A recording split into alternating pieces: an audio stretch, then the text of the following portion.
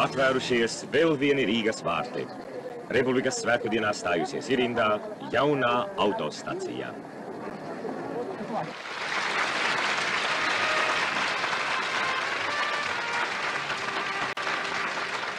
Kopā ar atklāšanas svinību dalībniekiem mazliet ielūkosimies iekštelpās.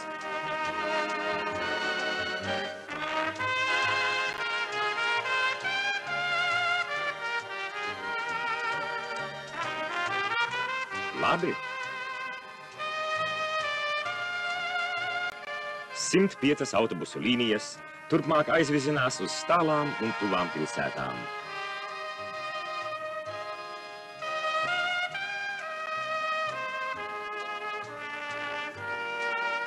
Laimīgu ceļu šoferiem, kasieriem un pasažieriem!